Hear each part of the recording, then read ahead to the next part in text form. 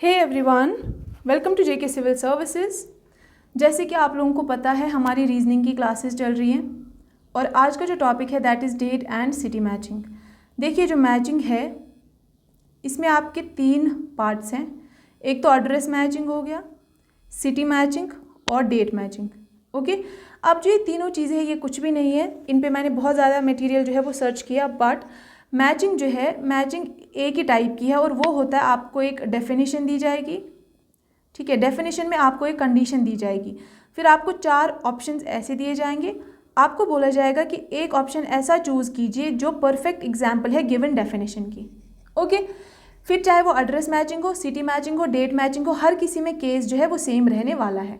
ठीक है, अब अगर मैं यहाँ पे बात करूँ तो देखिए ये जो एड्रेस मैचिंग है ये ऑलरेडी हम लोग कंप्लीट कर चुके हैं, ये हमारा हो चुका है। एड्रेस मैचिंग कुछ नहीं है, दैट मीन्स मैं मैचिंग पे एक लेक्चर लेकर आई हूँ और आज का जो है मैचिंग पे सेकंड लेक्चर रहने वाला है, क्योंकि प्रैक्टिस बहुत ज़्यादा ज़रूरी है, इसलिए मैं इसको 2 लेक्चर्स में लेकर आई हूँ। आपको कंफ्यूज नहीं होना है एड्रेस मैचिंग में क्या आएगा, सिटी मैचिंग में क्या आएगा, डेट मैचिंग में क्या आएगा। जैसे कि आई हैव टोल्ड यू कि हर एक केस में आपको एक डेफिनेशन दी जाएगी, फिर आपको 4 ऑप्शन में से एक परफेक्ट एग्जाम्पल जो है गिवन डेफिनेशन की वो ऑप्शन आपको चूज़ करना पड़ेगा। ठीक है, तो चलिए पहला अभी जैसे मैं आपको बता चुकी हूँ एक लेक्चर तो इस पे आया है। आज का लेक्चर जो है वो हम डेट एंड सिटी मैचिंग पे और एक लेक्चर करने वाले हैं। ठीक है, इट इज़ फर्स्ट क्वेश्चन है, it is appropriate to compensate if you have damage his or her property in some way. बोल रहा है this is called as restitution.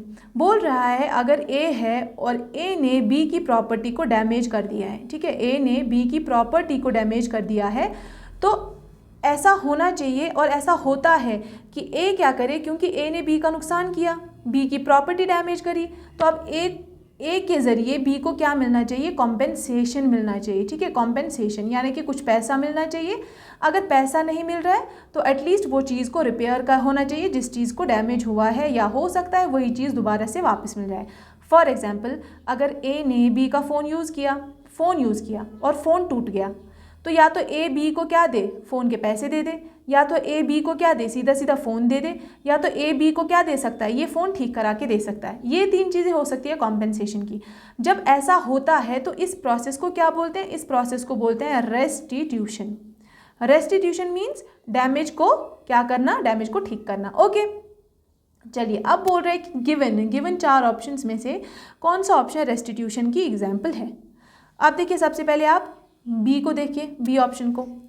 Rebecca borrows her neighbours car. जो रेबेका है एक लड़की, उसने अपने नेबर की कार बोरो की थोड़ी देर के लिए मांगी। Okay, and when she returns it, जब उसने उनको वापस दे दी कार, जब रेबेका का काम हो गया और उसने अपने नेबर्स को कार वापस दे दी, तो क्या हुआ, the gas tank is practically empty. तो गैस टैंक जो है कार का वो एम्प्टी हो चुका था।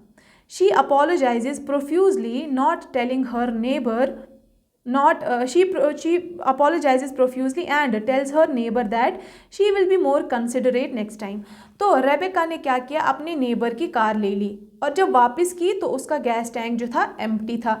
अब रेबेका क्या करे, रेबेका ने अपने नेबर को अपोलोजाइज़ किया यानी कि माफ़ी मांगी और उनको कहा कि वो आगे से ध्यान रखेगी।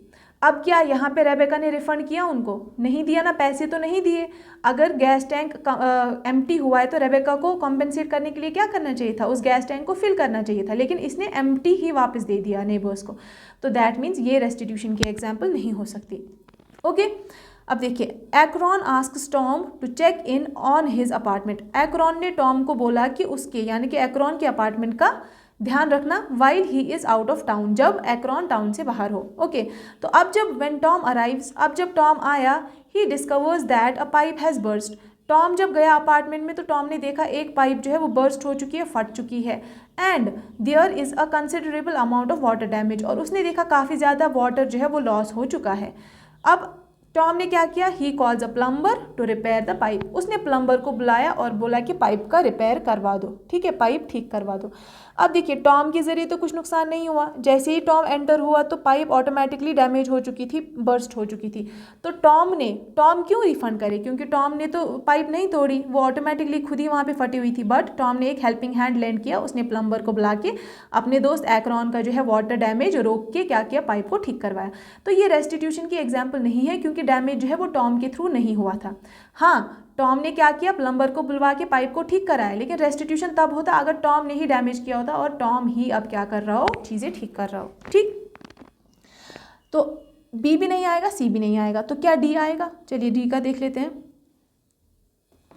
डी बोल रहा है Lisa suspects that the pothole in her company's parking lot caused her flat tyre. Lisa एक लड़की है, वो बोल नहीं रही है, सस्पेक्ट कर रही मीन शक कर रही है that the pothole in her company's parking lot. मतलब लीसा जो है, लीसा एक कंपनी में काम कर रही है। ठीक, जब कंपनी के अंदर वो जाती है तो वो अपनी कार एक पार्किंग में डाल देती है। ठीक, लेकिन यहाँ पे पार्किंग में क्या है, कुछ गड्ढे हैं। तो जैसे ही रीटा ने अपनी कार यहाँ पे पार्क करी तो उसकी कार का जो टायर था वो क्या हो गया, फ्लैट हो गया। टायर ऐसे होता है, लेकिन जब टायर की हवा निकल जाती है तो टायर कैसा हो जाता है, ऐसा करके हो जाता है। तो फ्लैट हो गया उसका टायर, क्यों? क्योंकि उसकी हवा, टायर की हवा निकल गई। अब लीसा क्या बोल रही है, she tells her boss that she thinks the company should pay for the repair. तो लीसा बोल रही है क्योंकि कंपनी में आके ही कंपनी की पार्किंग में गाड़ी रखने की वजह से उसकी गाड़ी का जो है टायर पंक्चर हो गया है और फ्लैट हो गया। तो लीसा बोल रही है अब कंपनी को ही उसका टायर जो है वो ठीक करवाना चाहिए। वो बोल रही है, लेकिन कंपनी ने थोड़ी ऐसे टायर ठीक करवा दिए है। ठीक है, रिफंड तो नहीं हुआ, कॉम्पेंसेशन तो हुआ ही नहीं, वो तो सिर्फ बोल रही है। तो ये भी रेस्टिट्यूशन की एग्जाम्पल नहीं है।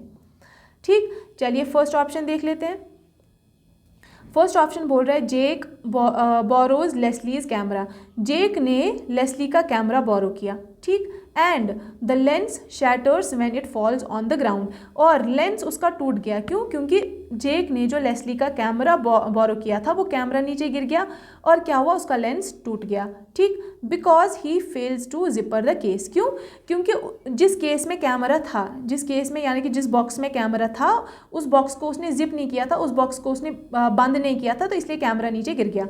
ठीक, when Jake returns the camera, जब जेक ने लेस्ली को वापस कैमरा रिटर्न किया तो उसने क्या किया, he tells Leslie that he will pay for the repair.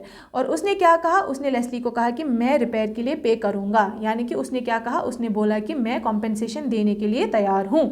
ठीक, तो that means this is a true example of किसका, कॉम्पेंसेशन या रेस्टिट्यूशन। ठीक है, रेस्टिट्यूशन का जो है a part is a true example. Okay, अब देखिए नेक्स्ट क्वेश्चन।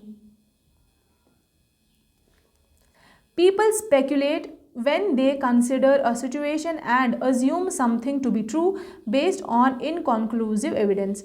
Inconclusive evidence होता है जिसके बेसिस पे हम ट्रू डिसीजन नहीं बना सकते, ट्रू डिसीजन जिसके ऊपर हम नहीं ले सकते। ठीक है, मीन्स जो डाउटफुल एविडेंस हो, जो पूरा ट्रू एविडेंस ना हो, सही भी हो सकता है वो, गलत भी हो सकता है, हमें नहीं पता है वो एविडेंस सही है या नहीं है। ठीक, अब देखिए पीपल स्पेकुलेट मीन्स अंदाज़ा लगाना। तो लोग अंदाज़ा लगाते हैं कब, जब वो क्या करते हैं, किसी भी सिचुएशन को अज्यूम करते हैं सही करते हैं। मान लीजिए एक एविडेंस है मेरे पास और ये इनकॉन्क्लूसिव एविडेंस है, यानी कि ये सही एविडेंस नहीं है।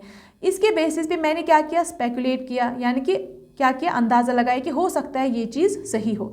मैंने इस एविडेंस को बेस मान के इस सिचुएशन को सही माना है। ठीक है, मैंने अंदाज़ा लगाया। अब देखिए, अब बोल रहा है विच situation below is the best example of speculation. अंदाज़ा लगाना या शक करने का कौन सा, नीचे वाला कौन सा एग्जाम्पल सही है। ठीक, अब देखिए, Francine decides that it would be appropriate to wear jeans to her new office on Friday after reading about casual Fridays in her employee's handbook. तो फ्रांसीन ने क्या डिसाइड किया कि वो फ्राइडेज़ को क्या वियर करके जाएगी, जीन्स। कहाँ, ऑफिस में। वैसे अगर हम ऑफिस में जाएंगे तो हम हमेशा फॉर्मल कपड़े पहनते हैं। ठीक है, और जीन्स जो है वो कैजुअल होता है। ठीक है, कैजुअल यानी कि जो हम अपने किसी मतलब नॉर्मली पहनते हैं, ज़रूरी नहीं कि वो हम किसी मीटिंग वगैरह में पहने। तो फ्रांसीन ने बोला मैं क्या करूँगी, जीन्स पहन के जाऊँगी फ्राइडेज़ को, किस में, ऑफिस में। क्यों?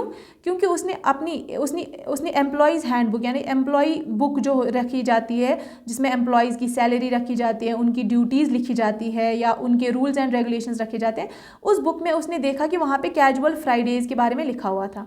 ठीक, उसमें कैजुअल फ्राइडेज़ के बारे में लिखा हुआ था। तो यहाँ पे उसने किसी सिचुएशन को ट्रू मान के नहीं चला है, उसने कुछ स्पेकुलेट नहीं किया है, वो बस ये बोल रही है कि मुझे जीन्स पहन के जाना है। ठीक, तो ये सही एग्जाम्पल नहीं है, मतलब यहाँ से हमें कुछ पता नहीं चल रहा। Mary spends 30 minutes sitting in traffic and wishes that she took the train instead of driving. मतलब मैरी ने क्या किया, मैरी जो है 30 मिनट्स उसने क्या किया, ट्रैफिक में फंसती रही, वो ठीक। और सोच रही है कि काश उसने क्या किया होता, उसने ट्रेन ली होती इंस्टेड ऑफ ड्राइविंग। अगर वो खुद, क्योंकि वो खुद गाड़ी चला रही थी तो वो ट्रैफिक में फंस गई, तो वो अब सोच रही है यार मैं तो 30 मिनट्स ट्रैफिक में फंसी, काश मैं खुद ड्राइव ना करके ट्रेन में आ जाती, तो ट्रेन में तो ट्रैफिक नहीं होता है, ट्रेन तो आराम से पहुंच जाती, तो वो 30 मिनट्स उसका वेस्ट नहीं होता। तो ये स्पेकुलेशन का मतलब, इसमें तो एविडेंस वगैरह, मतलब इसमें कोई एविडेंस या कोई स्पेकुलेशन नहीं हो रहा है, ठीक। तो ये भी एग्जाम्पल नहीं रहेगी। After consulting several guide books, okay, after consulting several guidebooks and her travel agent, Jennifer feels confident that the hotel has chosen its first that she has chosen its first rate. वो बोल रही है कि जैसे मैंने बहुत सारी guide books, ठीक है, बहुत सारी गाइड बुक्स, किसने, जेनिफर ने बहुत सारी गाइड बुक्स पढ़ी और उसने बहुत सारे क्या किए, उसने बहुत सारे ट्रैवल एजेंट से पूछा, उसके बाद वो कॉन्फिडेंट है। कॉन्फिडेंट, मैंने आपको बोला था कि स्पेकुलेशन का मतलब होता है अंदाज़ा लगाना, स्पेकुलेशन का मतलब होता है अंदाज़ा। तो जब आप कॉन्फिडेंट होते हैं, आप अंदाजे की बात ही नहीं आती। तो जेनिफर तो कॉन्फिडेंट है, तो यहाँ पे स्पेकुलेशन की तो बात ही नहीं आती। जेनिफर कॉन्फिडेंट है कि जो भी होटल उसने चूज़ किया है वो बेस्ट रेट का है, ठीक है, तो मतलब फर्स्ट रेट का है, फर्स्ट क्लास का है, तो दैट मीन्स वो कॉन्फिडेंट है, तो यहाँ पे स्पेकुलेशन की कोई बात आती ही नहीं है। ओके, चलिए अब डी पार्ट देखते हैं। When family opens the door in tears, जब फैमिली ने जो है रोते रोते दरवाज़ा खोला, थियो guesses that she has had a death in her family, ठीक है। जैसे फैमिली ने क्या खोला, opens the door in tears, मान लीजिए थियो जो है वो किसी कमरे में था और फैमिली जब उसके कमरे में आई तो उन्होंने रोते रोते दरवाज़ा खोला। तो ऑब्वियसली जब रोते रोते दरवाज़ा खोलेगा कोई, तो हमें लगेगा ना कोई प्रॉब्लम हो रही है। तो थियो ने क्या गेस किया, थियो ने गेस किया that she has had a death in her family, उसने गेस किया है कि किसी की डेथ शायद हो चुकी है। तो गेस किया, गेस का मतलब ही होता है अंदाज़ा लगाना, यानी कि स्पेकुलेट करना, ठीक है। तो आपको तो खुद ही क्वेश्चन में दिया गया है स्पेकुलेशन, तो that means D option is the correct option. अब देखिए, अब है re entry occurs when a person leaves his or her social system for a period of time and then returns, which situation below best describes re entry. Question बोल रहा है re entry का मतलब क्या होता है। री एंट्री का मतलब होता है अगर एक इंसान जो है अपने सोशल सिस्टम को, यानी कि अपने इर्द गिर्द सोसाइटी को छोड़ के चला जाता है और फिर काफ़ी देर के बाद वापस आ जाता है, उसको हम बोलते हैं री एंट्री। मान लीजिए आप JNK में थे, आप दिल्ली में चले गए 3 मंथ्स के लिए, जब आप 3 मंथ्स के बाद वापस आ गए अपने स्टेट में, तो हम क्या बोलेंगे, आपकी री एंट्री हो गई है, क्योंकि आप कुछ टाइम के लिए बाहर थे, तो उसको बोलेंगे री एंट्री। अब बोल रहे हैं नीचे दिए गए एग्जाम्पल्स में से कौन सी ऐसी एग्जाम्पल है जो सही है री एंट्री की एग्जाम्पल, ठीक है। अब देखिए, when he is offered a better paying position, Jacob leaves a restaurant he manages to manage a new restaurant on the other side of town। बोल रहे हैं कि जब जैकॉब को एक बेटर पोजीशन दी गई, that means when he is offered a better paying position, that means जब उसको सैलरी ज़्यादा दी गई तो उसने क्या किया, उसने जिस रेस्टोरेंट को मैनेज कर रहा था उसको छोड़ के दूसरे एक रेस्टोरेंट को मैनेज करना शुरू कर दिया जो other side of the town पे था। टाउन की दूसरी साइड पे जो रेस्टोरेंट था वो वहीं पे चला गया, क्योंकि वहाँ पे उसको बेटर पोजीशन मिल गई, तो वो तो चला गया। री एंट्री की तो वापस बात ही नहीं आती, तो यहाँ पे री एंट्री नहीं होगा, क्योंकि वो वापस तो आया नहीं, वो एक बार चला गया, वापस तो आया नहीं। ओके, अब देखिए, Catherine is spending her junior years of college studying abroad in France. तो कैथरीन क्या कर रही है, कैथरीन फ्रांस जा रही है, क्यों, क्योंकि ताकि वो अपने कॉलेज का जो जूनियर ईयर्स है, यानी कि फर्स्ट ईयर कंप्लीट कर सके, कहाँ पे, फ्रांस में। तो वो चली गई, वापस तो अभी आई नहीं, तो री एंट्री हम कैसे बोल सकते हैं, ठीक है। अब देखिए, डी पार्ट को कंसिडर करिए, थर्ड पार्ट को भी छोड़िए। After several miserable months, Sharon decides that she can no longer share an apartment with her roommate Hillary. तो ये जो शेरॉन है ये हिलेरी के साथ रहती थी फ्लैट में। उसके बाद जब उसको लगा कि बहुत सारे जब मंथ्स हुए, उनकी लड़ाइयाँ होती रही, झगड़े होते रहे, तो शेरॉन ने डिसाइड किया कि अब मैं हिलेरी के साथ नहीं रह सकती, मुझे ये अपार्टमेंट छोड़ना पड़ेगा, तो वो छोड़ के चली गई। तो वापस आने का तो बात ही नहीं यहाँ पे हो रहा है, ठीक है। अब देखिए C part, Malcolm is readjusting to civilian life. Malcolm जो है वो रीएडजस्ट कर रहा है, मीन्स हो सकता है वो अभी आया हो वापस, तो वो रीएडजस्ट कर रहा है after 2 years of overseas military service. Means उसका क्या था, उसकी मिलिट्री सर्विस थी, ठीक है। 2 साल के लिए क्या थी उसकी, ओवरसीज़, यानी कि उसको किसी समुंदर के पार भेजा गया था, वहाँ पे वो मिलिट्री सर्विस कर रहा था। दैट मीन्स अपने एरिया को छोड़कर वो कहीं और जाके सर्विस दे रहा था, मिलिट्री सर्विस। अब वो वापस आ रहा है अपने एरिया में, तो अब वो रीएडजस्ट कर रहा है, ठीक है। सिविलियन लाइफ में अब वो रीएडजस्ट कर रहा है। पहले उसकी मिलिट्री लाइफ थी, वो छोड़ के कहीं और पे चला गया था और वहाँ पे मिलिट्री लाइफ गुजार रहा था। अब वो वापस आया अपनी सिविलियन लाइफ में, तो उसको रीएडजस्ट करना पड़ेगा। तो ऑब्वियसली ये री एंट्री की बिल्कुल सही एग्जाम्पल बनती हैं, ठीक है। चलिए आगे चलते हैं। आप देखिए आगे क्या क्वेश्चन बोल रहा है। Posthumous publication occurs when book is published after the author's death. बोलता है कि पोस्थ्यूमस पब्लिकेशन का मतलब क्या है। पोस्थ्यूमस पब्लिकेशन का मतलब है, मान लीजिए एक ऑथर था, इसने एक बुक लिखी, लेकिन बुक अभी पब्लिश नहीं हुई, ठीक है, और ऑथर की डेथ हो गई, बट बुक कंप्लीट है। अब क्या हुआ, ऑथर का कोई भी जो अब करीबी था, रिश्तेदार था, उसने ऑथर की डेथ के बाद इस बुक को पब्लिश करवा दिया, तो इसको बोलते हैं पोस्थ्यूमस पब्लिकेशन, ठीक है। मतलब खुद उसने बुक लिखी थी ऑथर ने, बट अब उसकी डेथ हो गई, बुक अभी पब्लिश नहीं हुई थी। अब उसके बिहाफ पे उसके किसी रिश्तेदार ने इस बुक को पब्लिश करवा दिया उसकी डेथ के बाद, तो उसको बोलते हैं पोस्थ्यूमस पब्लिकेशन। अब क्वेश्चन पूछ रहा है कि गिवन ऑप्शंस में से कौन सा ऐसा ऑप्शन है जो पोस्थ्यूमस पब्लिकेशन का बिल्कुल सही एग्जाम्पल है। अब देखिए, पहले आप इसको देखिए। Melissa's publisher cancels her book contract after she fails to deliver the manuscript on time. Manuscript जो है वो एक बुक डॉक्यूमेंट होता है, मान लीजिए डॉक्यूमेंट, ठीक है, बुक लिखने का। मान लीजिए अगर ये बुक लिख रहा है, तो बुक्स के रिलेटेड कोई भी डॉक्यूमेंट जो होगा उसको बोलते हैं मैन्युस्क्रिप्ट। हो सकता है बुक का कोई 1 पेज, 2 पेज, 3 पेज, ठीक है वो। तो मेलिसा ने जो है उसने अपना बुक कॉन्ट्रैक्ट जो है वो कैंसिल कर दिया। क्यों कैंसिल कर दिया? क्योंकि वो उसके लिए जो डॉक्यूमेंट्स वगैरह थे वो डिलीवर नहीं कर पाई टाइम पे, ठीक है। तो ये तो पोस्थ्यूमस पब्लिकेशन की एग्जाम्पल नहीं है, यहाँ पे डेथ की तो बात ही नहीं करी गई कहीं पे, ठीक, तो ये नहीं आएगा।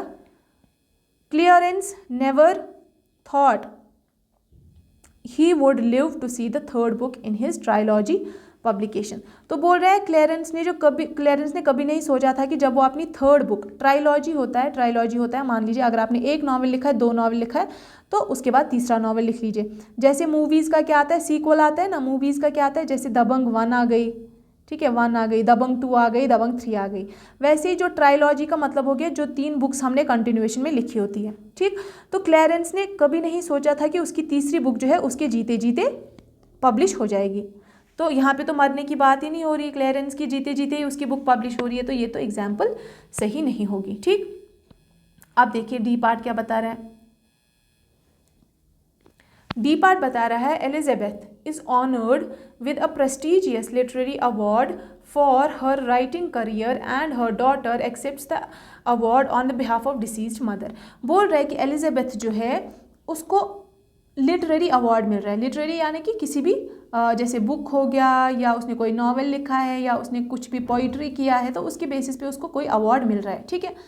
और उसके बदले कौन अवार्ड एक्सेप्ट कर रहा है? उसकी डॉटर एक्सेप्ट कर रही है, क्योंकि उसकी मदर जो है हो सकता है वो डिसीज थी, मतलब बीमार वगैरह थी, तो इसलिए एलिजाबेथ की डॉटर ने वो अवार्ड जो है एक्सेप्ट किया, ठीक है। तो यहाँ पे तो पब्लिकेशन की बात ही नहीं हो रही है, कुछ पब्लिकेशन की तो बिल्कुल बात ही नहीं हो रही है। यहाँ पे ये बोला गया है कि अवार्ड मिल रहा है, ठीक है, तो ये भी सही नहीं होगा। अब चलिए ज़रा ए पार्ट देखते हैं। ए पार्ट क्या बता रहा था इसका? ए पार्ट बता रहा था Richards illness book took his life. मतलब रिचार्ड जो है वो इल था और उस बीमारी ने उसकी जान भी ले ली। Before he was able to enjoy the amazing early reviews of his novel. That means इससे पहले कि वो देखता कि उसके नावल के कैसे कैसे रिव्यू आ रहे हैं, वो देखता कि जैसे उसकी बुक पब्लिश हुई और उसके क्या फीडबैक्स आ रहे हैं, उससे पहले ही रिचार्ड की डेथ हो गई। दैट मीन्स नावल के रिव्यूज़ तो तभी आएंगे ना जब वो पब्लिश होगी, ठीक। तो दैट मीन्स पब्लिश होने से पहले ही रिचार्ड की इलनेस ने उसकी डेथ कर दी थी। तो ए पार्ट जो है वो आपका करेक्ट आंसर हो जाएगा। ओके, चलिए नेक्स्ट क्वेश्चन क्या बता रहा है? नेक्स्ट क्वेश्चन बता रहा है resilience is usually thought of as the end product of an effective coping mechanisms when people are under stress. Okay, which situation is the best example of resilience? देखिए resilience क्या होता है? Resilience का मतलब होता है रिकवर करना। मान लीजिए अगर किसी को स्ट्रेस होता है या एंग्जाइटी होती है या डिप्रेशन होता है, ठीक है, तो जब वो इन सारी चीज़ों से ओवरकम कर जाता है यानी कि रिकवर कर जाता है यानी कि फ्री हो जाता है उसका माइंड स्ट्रेस से या एंग्जाइटी से या डिप्रेशन से, तो फिर उसको हम बोलते हैं रेजिलियंस। ठीक है, उस कंडीशन को हम बोलते हैं रेजिलियंस। तो अब क्या बोल रहा है क्वेश्चन के नीचे दिए गए ऑप्शंस में से कौन सा एक ऑप्शन रेजिलियंस की एग्जाम्पल है। ओके, अब देखिए, they lack comprehension of anything beyond the material spheres of the 5 senses. कुछ समझ नहीं आ रहा है कि स्टेटमेंट किस चीज़ के बारे में बात कर रहा है, तो ये तो बिल्कुल गलत है, हमें कुछ पता ही नहीं चल रहा स्टेटमेंट से। ठीक, सेकंड को छोड़िए, थर्ड स्टेटमेंट की बात करते हैं। Hereditary factors that contribute to personality development do so as a result of interactions with a particular social environment in which people live. क्या बोल रहे हैं हेरिडिटरी फैक्टर्स, यानी कि हेरिडिटरी फैक्टर्स ये होते हैं जो जेनरेशन से जेनरेशन चलते हैं, यानी कि जो मदर से डॉटर में जाएगा, उस डॉटर से फिर उसकी डॉटर में जाएगा, उसको बोलते हैं हम हेरिडिटरी फैक्टर्स। तो ये बोल रहा है कि हेरिडिटरी फैक्टर्स जो है उससे भी पर्सनैलिटी डेवलपमेंट होती है। कैसे होती है? क्योंकि जब हम एक सोशल एनवायरनमेंट में रहेंगे, ठीक है, सोशल एनवायरनमेंट यानी कि अब हम फैमिली के साथ रहेंगे, तो हमारी जैसी फैमिली होगी वैसा ही हम भी, पर्सनैलिटी वैसी भी हमारी होगी।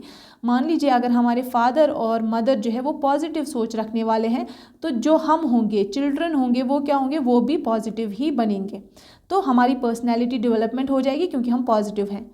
अब अगर हमारे इर्द गिर्द हमारे पेरेंट्स जो है वो नेगेटिव सोच वाले होंगे, कुछ काम नहीं कर रहे होंगे, हार्ड वर्क पे बिलीव नहीं करते होंगे, सिर्फ बैठे बैठे खाना खाने पे बिलीव करते होंगे, तो हम भी क्या करेंगे, हम भी आगे जाकर क्या बनेंगे, लेज़ी बनेंगे, हार्ड वर्क नहीं करेंगे। ठीक, तो हमारी पर्सनैलिटी लेज़ी पर्सनैलिटी होगी। ठीक है, तो वही बोल रहा है कि जो हेरिडिटरी फैक्टर्स कैसे पर्सनैलिटी डेवलपमेंट बनाते हैं, क्योंकि हम सोशल एनवायरनमेंट, जिस तरीके के सोशल एनवायरनमेंट में रहते हैं उसी तरीके का हम भी बनते हैं। जिस तरीके की हमारी जनरेशन या हमारे जो पेरेंट्स, परदादा वगैरह होते हैं, हम भी उन्हीं के जैसे बनते हैं। तो यहाँ से हमें कुछ पता ही नहीं चल रहा है, बात किस चीज़ की हम बात कर रहे थे, हम रेजिलियंस की बात कर रहे थे, तो यहाँ से हमें कुछ रेजिलियंस वगैरह का कुछ पता नहीं चल रहा है, रिकवर का कुछ पता नहीं चल रहा है। ठीक है, अब देखिए ए पार्ट क्या बोल रहा है, सॉरी, ए पार्ट तो हमने डिस्कस कर लिया था, बी पार्ट। ठीक है, बी पार्ट क्या बोल रहा है, John's family is not only surviving difficult times. John की फैमिली जो है वो सिर्फ डिफ़िकल्ट टाइम्स को सर्वाइव नहीं कर रही है, but being able to thrive despite adversity.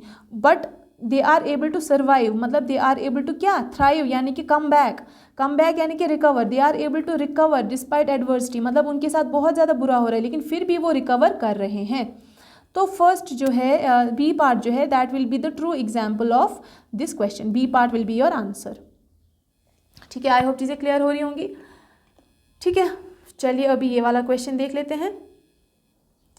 आप देखिए, बोल रहा है establishing a power of attorney occurs when a legal document is created that gives one individual the authority to act for another.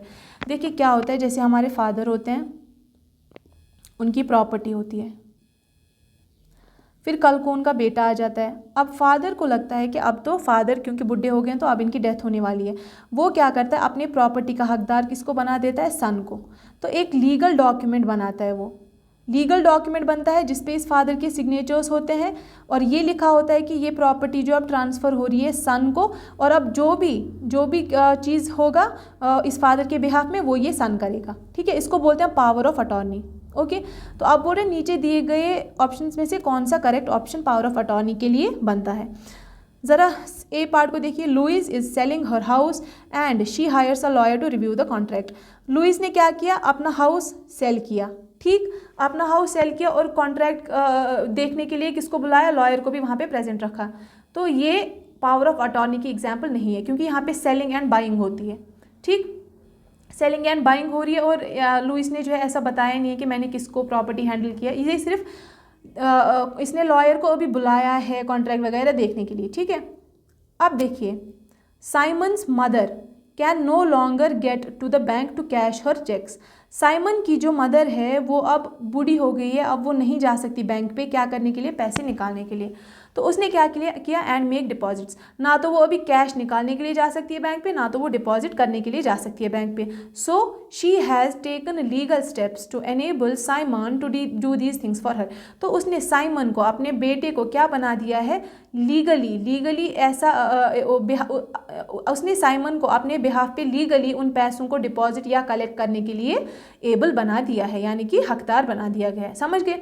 मतलब जो मदर है वो खुद नहीं जा सकती बैंक पे, तो अब उसने लीगली साइमन को क्या बना दिया, हकदार बना दिया है कि वो इस मदर के बिहाफ पे बैंक पे जा सकता है, पैसे ले सकता है, पैसे निकाल सकता है। ओके, समझ गए? अब देखिए, आपको बता दूं बी ऑप्शन जो है वो करेक्ट ऑप्शन रहेगा। ठीक है, क्योंकि जब भी पावर ऑफ अटॉर्नी की बात आती है तो मेजरली जो है फैमिलीज़ के बीच में जो रिलेशन आपको देखने को मिलेगा, तो यहाँ पे भी आपको मदर और सन के बीच में रिलेशन देखने को मिल रहा है। अब थर्ड देखिए, Jack's father is elderly and Jack thinks he is no longer able to make decisions for himself. तो जैक का जो फादर है, हाँ वो बहुत ओल्ड है और जैक को लगता है अब उसका फादर जो है वो अपने लिए डिसीजन नहीं बना पा रहा है। तो ये यहाँ पे तो पावर ऑफ अटॉर्नी की बात हो ही नहीं रही है, कुछ ट्रांसफ़र वगैरह करने की बात हो ही नहीं रही है।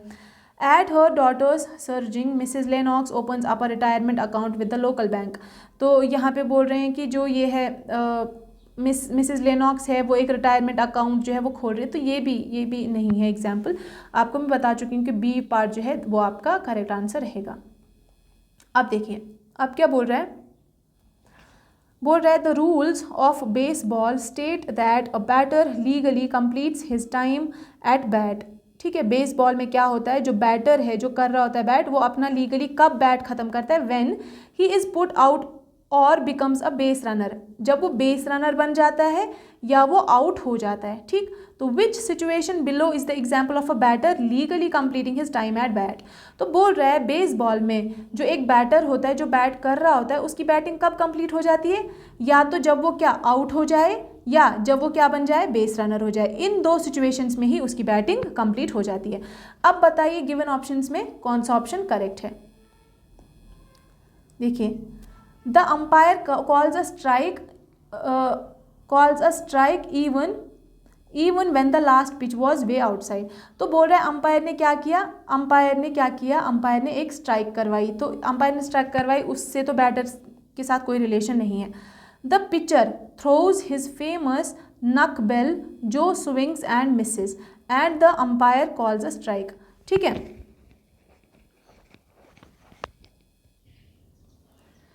उसके बाद क्या ऑप्शन है, the pitcher throws his famous knuckleball Joe swings and misses and the umpire calls a strike. The count is 2 balls and 2 strikes as Marco waits for the next pitch. देखिए, बेसबॉल में क्या होता है, baseball में काफ़ी सारे rules होते हैं। ठीक है, बेसबॉल में आपके पास काफ़ी सारे रूल्स होते हैं। ठीक, और हमने यहाँ पे डिस्कस किया कि एक बैटर जो है वो उसकी लीगली बैटिंग कब फिनिश होती है, या तो वो बेस रनर बन जाते हैं, जब बेस रनर बन जाएगा, या तो वो क्या हो जाएगा, आउट हो जाएगा। ठीक है, इन दो केसेस में वो क्या बन जाएगा, उसकी कंप्लीट हो जाएगा, लीगली उसकी बैटिंग कंप्लीट हो जाएगी। ओके, तो आपको मैं इस क्वेश्चन का, ये जो क्वेश्चन है ये आपको होमवर्क के लिए मिलेगा, क्योंकि इस लेक्चर में मैंने आपको कोई भी होमवर्क के लिए क्वेश्चन नहीं दिया है। मैं क्वेश्चन अभी करवा भी सकती हूँ, लेकिन देखिए इसमें आपको होमवर्क इसलिए दे रही हूँ बिकॉज इसमें आपको क्या करना है, आपको बेसबॉल जो है आपको वो टाइप करना है आपको गूगल में, रूल्स ऑफ बेसबॉल। ठीक है, रूल्स ऑफ बेसबॉल, जब आप रूल्स ऑफ बेसबॉल करेंगे तो आपको ये सारे रूल्स वहाँ पे पता चल जाएंगे। ठीक है, ये सारे रूल्स आपको वहाँ पे पता चल जाएंगे। उसके बाद आप क्या करोगे, आपको खुद ब खुद ये स्टेटमेंट्स जो है वो समझ आ जाएंगी। टाइम मेरे पास कम है, only 1 minute is left and क्योंकि 30 minutes की रिकॉर्ड होती है वीडियो, तो 1 minute में नहीं कंप्लीट होगा, इसलिए मैं आपको ये होमवर्क दे रही हूँ। ठीक है, तो आप क्या करेंगे, जब आप रूल्स ऑफ बेसबॉल करेंगे गूगल में टाइप, वहाँ पे रूल्स आएंगे, फिर आप देखेंगे इन 4 स्टेटमेंट्स को, ये क्वेश्चन को आप सामने रखेंगे। जब आप रूल्स पढ़ लेंगे, फिर जब आप 4 स्टेटमेंट्स को देख लेंगे तो ऑटोमेटिकली आपको पता चल जाएगा कि कौन सा आपका सही आंसर रहेगा। फिर भी अगर आपको कोई भी प्रॉब्लम आए तो आपको पहले ही बता के रख रही हूँ कि जो ए पार्ट है, ए पार्ट इसका आंसर रहेगा, ए पार्ट जो है वो इसका आंसर रहेगा। ठीक है, लेकिन ऐसा मत करना कि आप बिना रूल्स देखे आप ए आंसर याद करके जा रहे हो, क्योंकि हो सकता है आपको बेसबॉल पे ही क्वेश्चन आ गया एग्जाम में, लेकिन क्वेश्चन कुछ और तरीके से आ गया। ठीक है, क्वेश्चन कुछ और तरीके से आ गया। तो अगर आपको रूल्स पता होंगे तभी आप इस क्वेश्चन को कर सकते हो। तो आई होप ये आप करोगे गूगल में, ठीक है, चेक, और इसका आंसर ये है, तो आप आंसर कर लेना, देख लेना, चेक कर लेना घर में। आज का लेक्चर इतना ही था। अगर आपको अच्छा लगा आज का लेक्चर तो आप वीडियो को लाइक ज़रूर करना, चैनल पे नए हो तो चैनल को सब्सक्राइब भी करना, ठीक है। और फिर से एक बार बता देती हूँ कि डेट एंड सिटी मैचिंग जो है, डेट एंड सिटी से कोई लेना देना नहीं है, सिर्फ और सिर्फ मैचिंग मैटर करता है। और मैचिंग जो है इसमें आपका, और एक एड्रेस मैचिंग भी है, उससे भी कोई मैटर नहीं करता। जब भी मैचिंग आए, मैचिंग में आपको एक डेफिनेशन मिलेगी, उसके नीचे 4 ऑप्शंस मिलेंगे, जो ऑप्शन परफेक्ट एग्जाम्पल होगी गिवन डेफिनेशन की, वो आपका आंसर रहेगा, ठीक है। आई होप आज का लेक्चर जो है वो आपके लिए यूजफुल रहा होगा। लाइक ज़रूर करना और ऑल द बेस्ट। हम मिलते हैं नेक्स्ट लेक्चर में। Till then good bye.